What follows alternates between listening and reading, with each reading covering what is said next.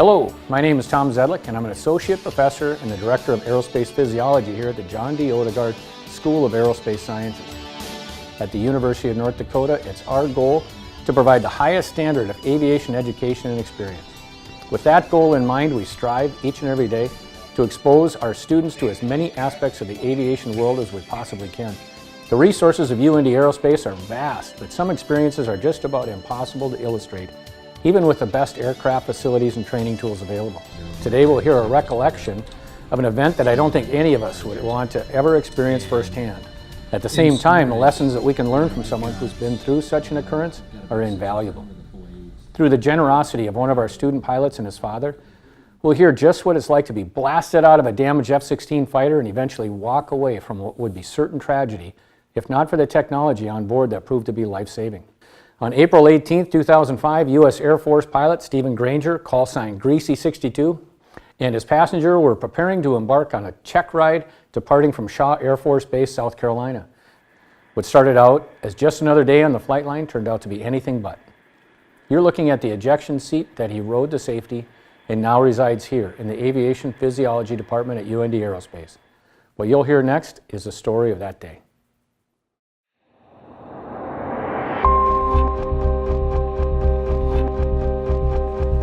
It was a two-ship of F-16s departing Shaw Air Force Base. So we were going to fly twice that day. So went out for an instrument check ride, did some work around Charleston Air Force Base and out over the water, and then came back to hot pit refuel. So keep the airplane running, we hook up to a fuel truck and fill the tank up. Well, I had a bad nose wheel tire, so I had to go back and shut down. A couple issues with that, and then back out to the end of the runway to meet him to go out and do a basic fighter maneuver, sort of a BFM. So basically to go pull G's and try to kill each other, fake kill each other. We did a formation takeoff and headed left towards the coast down by Charleston, South Carolina, out to the whiskey areas where we were going to fight. We were about 6,000 feet line abreast, 20,000 feet, 300 knots, and he told me to push it up, fence in, which is turn on all the switches to start our defensive and offensive equipment on, and to go faster for our G-awareness check. And as soon as I pushed the power up and I went back to flip a switch back here, and I felt like I ran into another airplane at 20,000 feet. Just a very violent, threw me out of the seat forward. And I came back in and very immediately saw all the engine instruments winding down. As soon as I saw that, I said, we have two radios, a uniform radio and a Victor radio, a VHF radio. So on Victor is what we talk to each other on. So I said, hey, 1-2 on Victor, my motor just shit the bed. And that was the last thing he heard, and I didn't, as the generator's dropping offline and the APU, or EPU, our emergency power unit coming on, lost transmissions for about 30 seconds.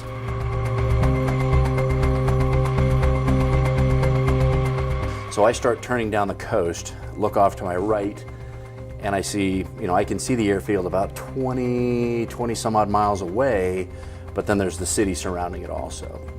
And I'm like, all right, I'm not gonna go over the city, and I'm gonna wait until I'm a little bit further over the water to try to jettison I had a 300-gallon external gas tank on board.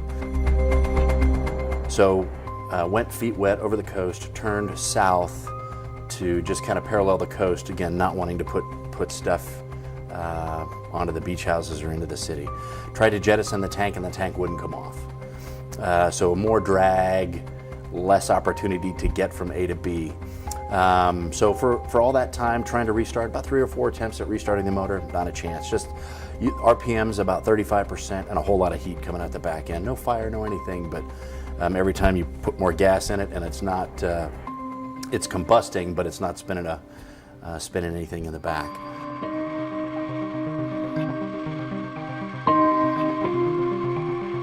If you're familiar with American history, the shot heard around the world, Fort Sumter in Charleston, South Carolina, that was my aim point to turn and go up the Ashley River. So overflew Fort Sumter, and then the Ashley River splits left and right right is this 1,000-foot span, brand new beautiful bridge, and I'm like, I don't think I can make it through or over that, so we'll go left.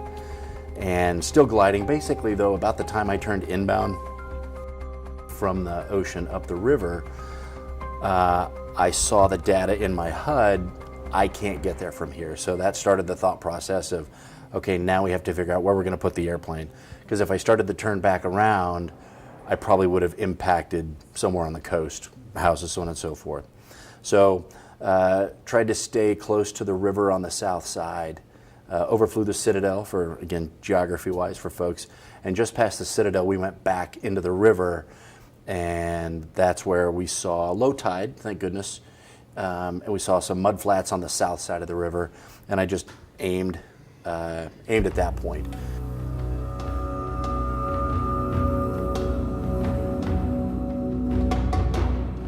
In the F-16, we have controlled and uncontrolled bailout altitudes, i.e. controlled, I'm flying the airplane, I can do what I need to do, and it will, our 2,000 feet AGL is where we're supposed to get out. Well, at 2,000 feet, I was still over the city, and I wasn't gonna let that go. So we, and again, I keep saying we, I have a guy in the back seat who I work with. He's an F-15 standardization pilot on his first F-16 ride. And his last. His wife said it was his last also. So we got down to 800 feet. That's when I felt comfortable going, all right, the airplane's gonna go there. Hey, are you ready? All right, bail out, bail out, bail out, and pull. And that's, you hear about time compression, and I'm sure you talk about in the physiological classes. It is real, no ifs, ands, or buts.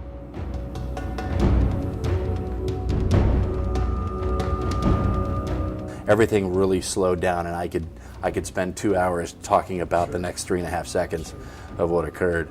But I heard a big bang. He went first, up and left, and I went up and right.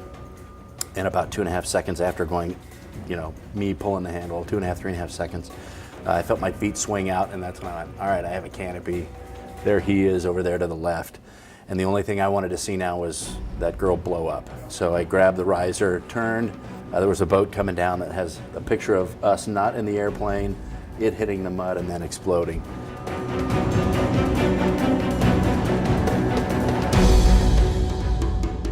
We drifted to the north side of the river, which was nice. Stay away from the fireball.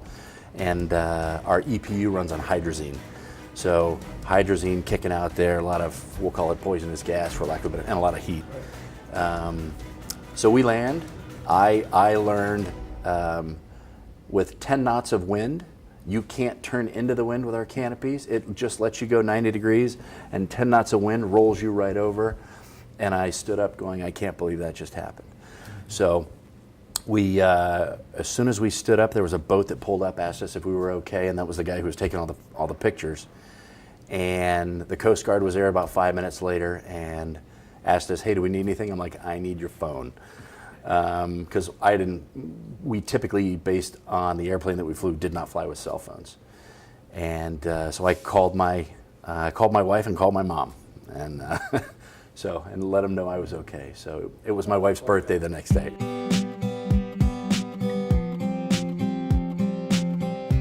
We have a code, or had a code, where if we had an accident in the military and I'm at the squadron, I would go, hey, Kim, I decided not to buy the Corvette. Something's happened, I'm okay, turn on the news, but don't call anybody. Because they'll typically lock down all the comms and everything, so if something tragically happened, that the official process occurs. Well, I called her and I said, I decided to buy the Corvette. And she used several expletives because it surprised her that I would say that, and then we had this discussion of, she goes, did you have to do an emergency landing? And I said, I kind of did an emergency landing. And she goes, did you have to eject? I go, I did.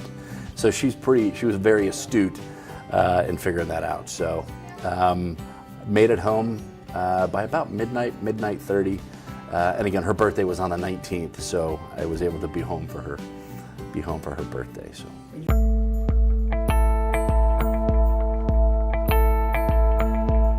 The flight lead was above. He, again, what a great pilot. Bodie Bacon was his name.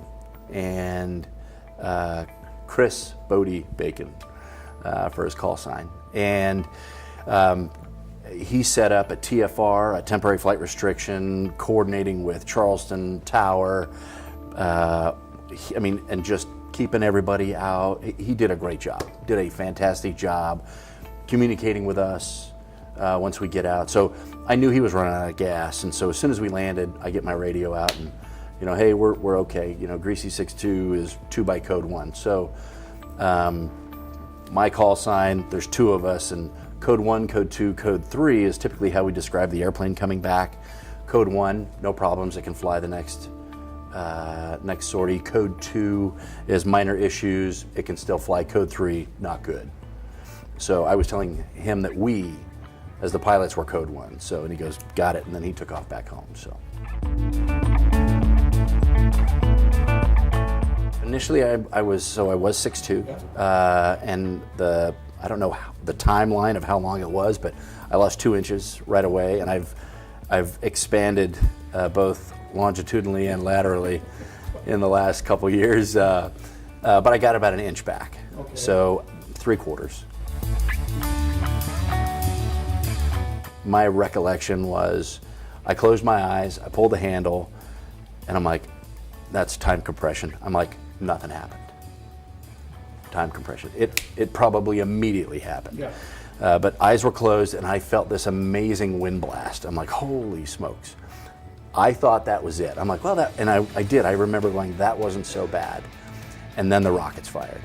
And my neck went one way, my back went the other. I mean, I could physically feel myself just being contorted and crunched, and then up the rail and then the parachute. So it happened, like I said, it happened very quickly, but I can remember some very specific details. You bet. Adrenaline is amazing, and it makes you very thirsty. Adrenaline makes you thirsty. So we have these packaged water bags in our survival kit in the seat, and I drank 2 of those, and that was the most foul water I've ever drank in my life, but I needed it because I was really thirsty.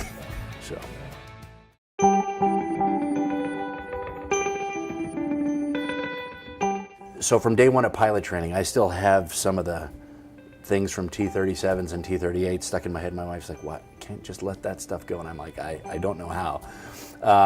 But we have egress training, or we have emergency simulators every 30 days, once a month. And then every time we're in the sim doing training, whether it's instruments or weapons training, we throw emergencies in there also. That muscle memory was immediate. Human factors wise, they go from 0 to action, I think is 5 seconds. And I did it in like 2.5, 3 seconds. Not that I was trying to, it just started happening and doing it. And I came back and I went, I don't remember doing those things. That it just did it. So that's really what hit home to me.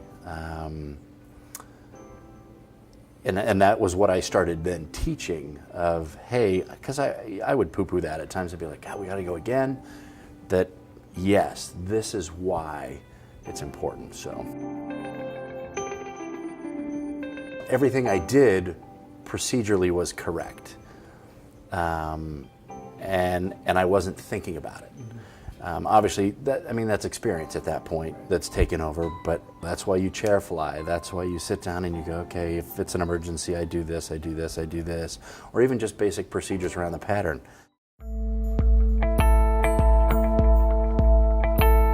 I would tell my students now 2 things very specifically that I would now always do that I didn't do before. One of the things that didn't work on the airplane was the CARB, C-A-R-B, the Canopy Actuator Release Bolt. So on the D model, on the 2-seat version of the F-16, there's a piston in the middle between the front seat and the back seat that goes to a canopy bow, and it's got an explosive bolt and section up there that is supposed to shatter to allow the canopy, when the rockets fire up front, to separate. That didn't work. So at 189 knots, relative wind ripped it apart. So I always said, we always, the briefing is when you eject, you want to get out as slow as possible. Well, for me, my new slow as possible was 200 knots, because I know at 200 knots, relative wind was going to rip that thing off. And again, never got the answer on why it didn't work. It just didn't work, and obviously they were going to go do their research. The other piece was, if I had a choice to land in the water or where I landed, I got very lucky. It was hard pan. Where the jet landed was like mayflies and loon turds. Just mud, and so if I would have come down at 8 feet per second into the mud with the wind, snap, snap. And so I would be like, you know what, if I have a choice, if it's dry, I'll take it. But if I choose between mud and water, I'm taking water. So those were the two things that I now preached a little bit better. The accident happened because the motor, the first stage of the high pressure turbine disintegrated. Yeah. And when they went back, luckily, when the airplane impacted the mud, basically the empennage on the front motor mounts snapped, flew about 100 yards forward, right into the mud. When they came and pulled it out of the mud a couple days later, the motor was completely intact, so it didn't break, it didn't bend. They were able to put it right on an engine stand, crack it open, and so it took them 3 days to go, you didn't do it, which was a harrowing 3 days to know that I didn't do it. But to look at the high pressure turbine and go, this is what broke, and then very quickly to go, the motor was put together incorrectly.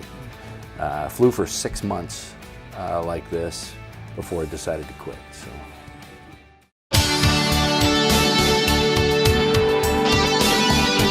If you're not having fun, you're doing the wrong thing. So even after this occurred, it's all right, get that, put that to the back of your head. It never leaves. Always thinking about it. Even in the airplanes I fly now, there's no seat. And so we always joke, I go, you got the rest of your life to figure out what's wrong.